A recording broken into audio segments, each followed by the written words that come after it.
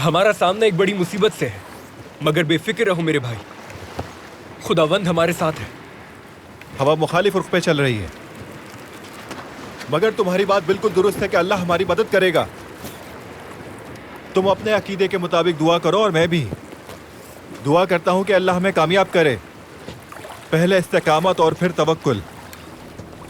चलो निको, बात बांध समेटो, चप्पू चलाना होगा।